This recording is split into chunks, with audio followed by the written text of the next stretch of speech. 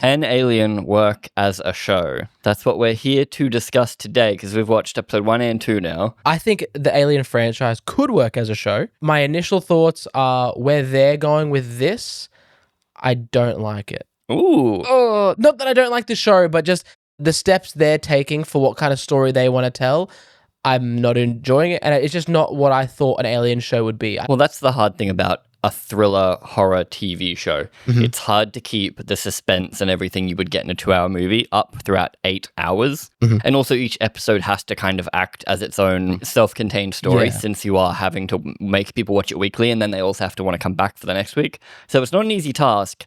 But I will agree they're doing some pretty weird stuff. Like, I'm not really sure where they're going with it. The Alien part of it is more just the world and a little bit of a situation. It seems what they're trying to do is expand the lore of the Alien franchise. So we're getting a lot of Weyland-Yutani, which is a good thing because I do like the lore. I don't really think you can spoil the show so much as of now because we're still building up to something and it's a very slow build. There's nothing that I could have really found out in these first episodes if someone told me that I would be like, well, thanks, now I know. Yes. The first 10 minutes of the first episode is very quick. Yeah. So usually the thing with an Alien franchise movie is, and Romulus did this great, it like returned to form a bit. It made you wait. It would just hold on shots. Long establishing shots, nothing happening, building tension, building like universe. You just through watching stuff happen. But this, I thought it was going to go for that. And I'm like, cool, it's doing the same thing.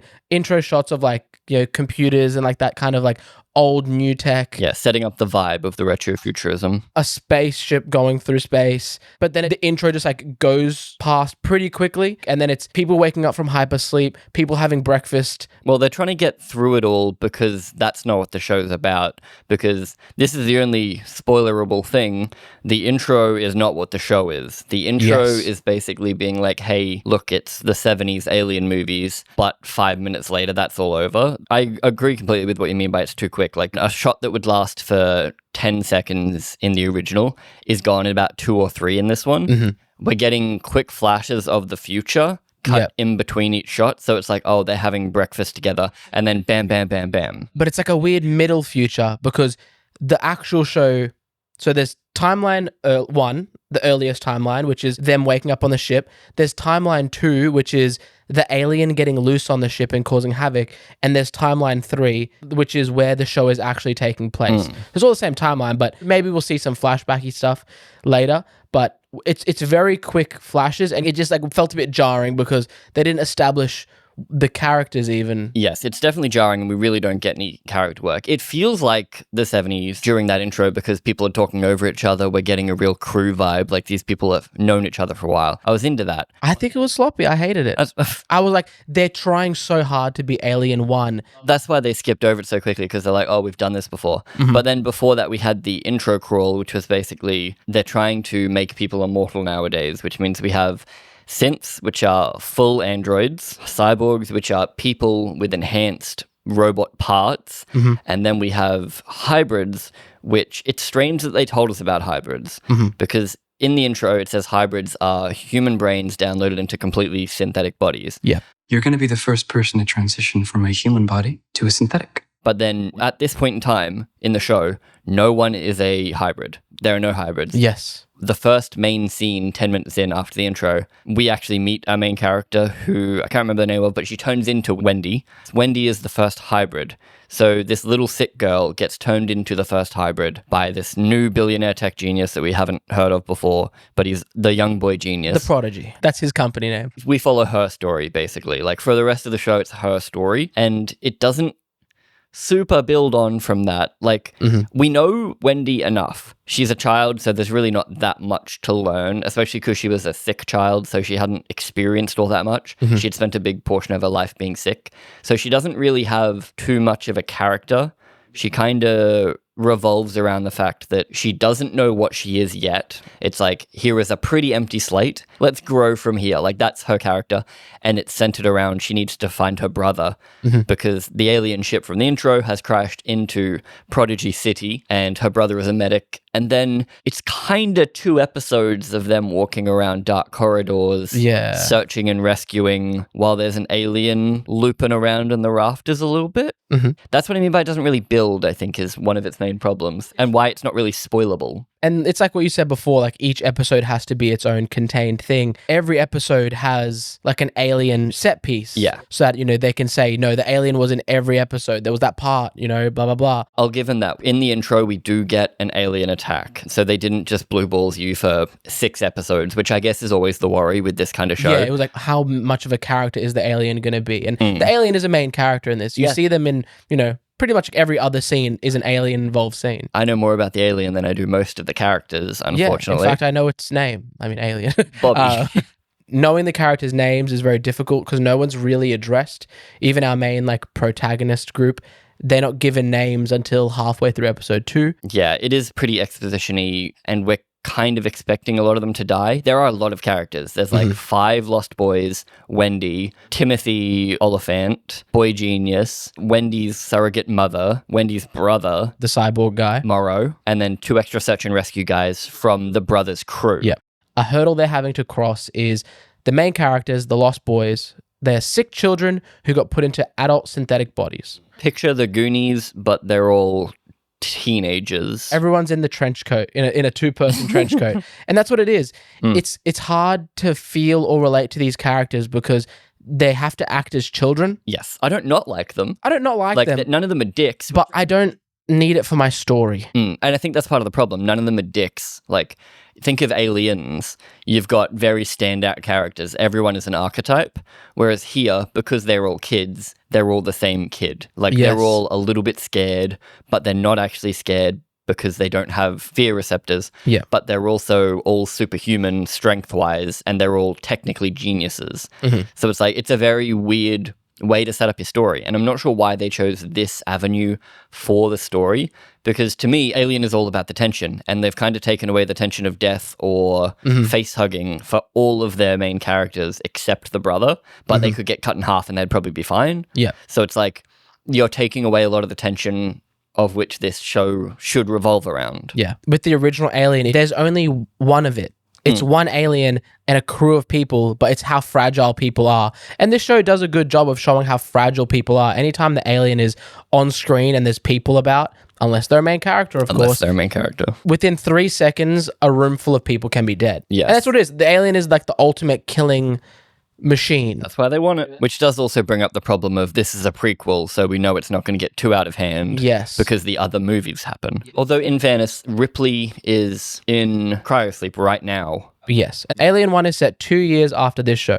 So this one is 2120. Alien 1 is 2122. So there's a 2-year gap. But the start of Alien 2 is Ripley wakes up on Earth 50 years later. Did you know that in space, nobody can hear you subscribe? So you should do it anyway.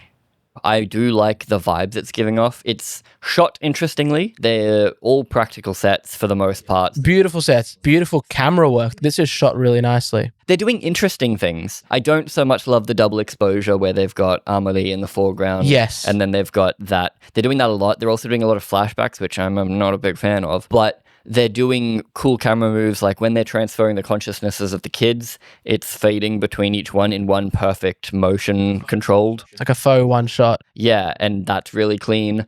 We're getting a lot of the alien in the background. So you're like, it's like, oh, it's there. You know, there are small moments of tension when that happens. There's a bug at one point that's latching onto people's necks, and we see it disappear down his shirt. It's like the scarab from the Mummy. Yeah, like skin crawly stuff like that. Will it, won't it? Kind of. Yeah.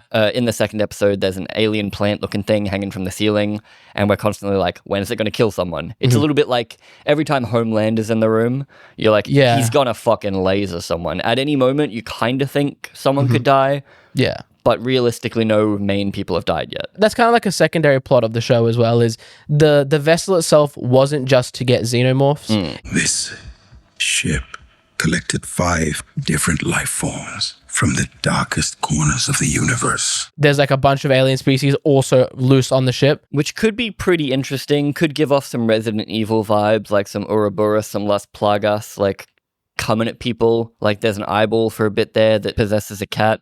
But that's the thing. Our main characters aren't under any threat really because they're synthetic. And none of them know what's going on. Yes. Like we know everything that's going on. The show has zero mystery. We have seen absolutely every aspect of the show, but the characters for 2 episodes have been walking around going, what the hell?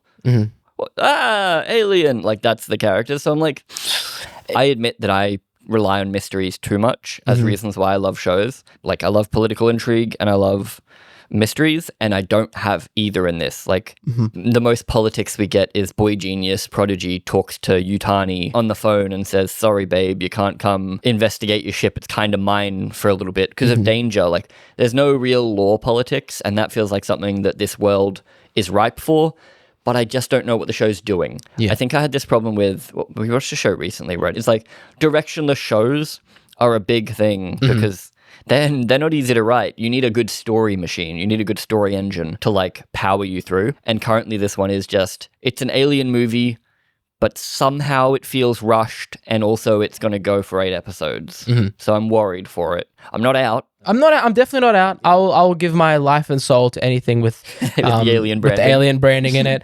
Or the Predator branding. Can't wait for that one. Yeah, so plot-wise, from then on, like I said, it really is a lot of corridor stuff. We do have a couple of character motivations. So the sister's trying to find the brother. Brother and his crew are search and rescuing, which is a lot of walking through the dark corridors. But then we have Morrow, who is probably the most interesting character, I guess. Every alien movie needs a company man. Yes. He just needs to preserve the specimen. And he is a cyborg who we don't think, going by the show, that the ship was meant to crash. That actually wasn't supposed to happen. He just needs to get the specimen back to Earth. Yeah, so like I guess maybe he did crash the ship, or like that was the only way he could do it.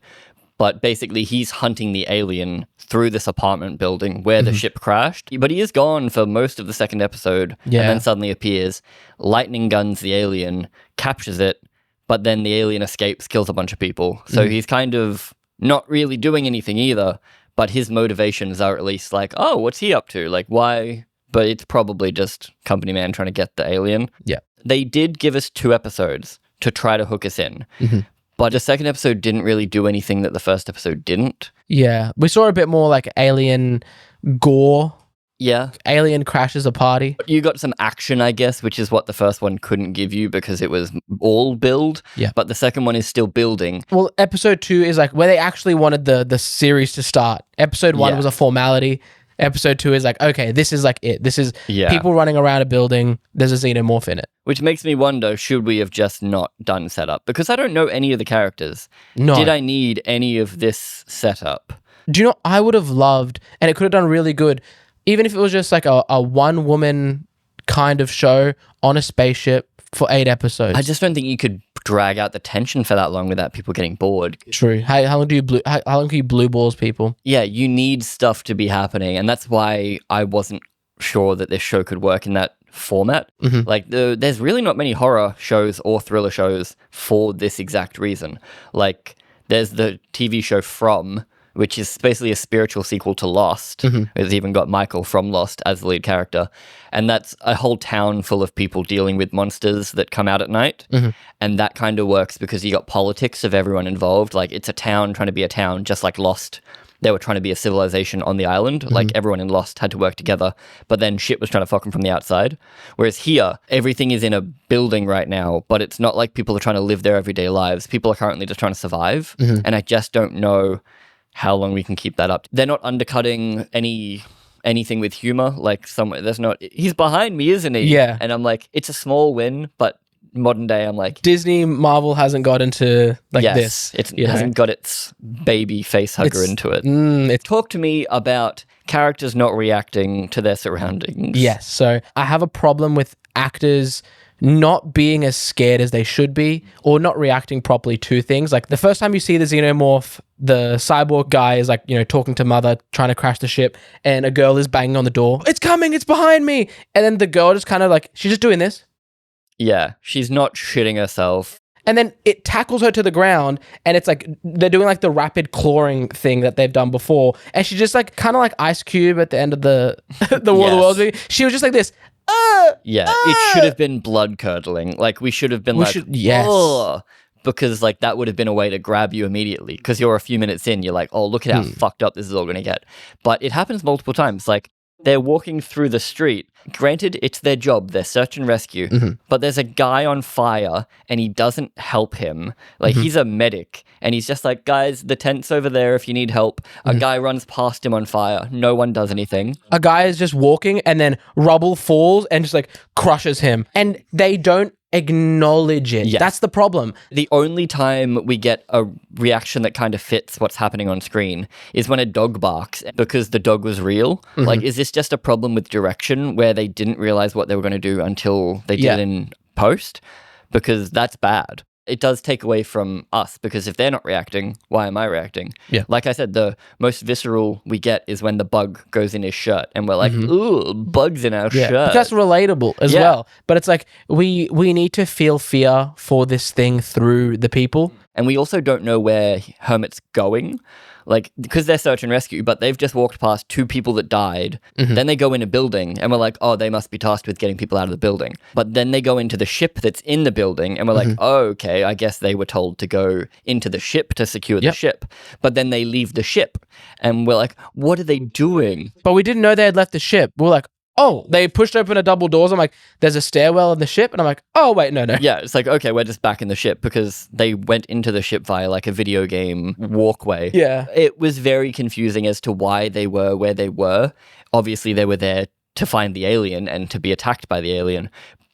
But it was weird. It was weird. Yeah. There's a couple of very weird choices in this show, aren't there? How about talk me through the last 30 seconds of each episode? We get a semi-needle drop. It feels like a Resident Evil movie.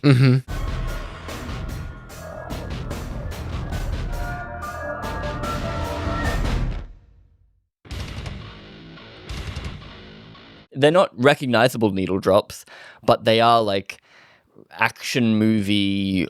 They're Resident Evil credit songs, is all I can say. The end of episode 2, okay, is especially egregious, is the xenomorph runs through and tackles the brother through a wall into like a industrial gas sewer works, maybe? That was a green screen. He tackles him through onto a green screen, but I'm like, oh, there's a final level. Like, that's like the final set, you know? They're not going to stay on the ship the whole time. They're going to be going through like industrial area.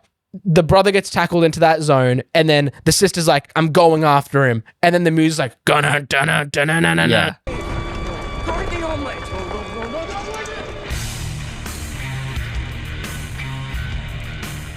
I'm like, what the fuck? Then it ends, and it's It's like Duke Nukem. It's like, oh yeah. I don't care about the brother enough that the sister now has to go to him. Even I get she cares. She obviously loves her brother. They've been separated forever. She's gonna go get him, but she's got like the katana on her back, and it's just she's very Alita Battle Angel. very like looks wise as well.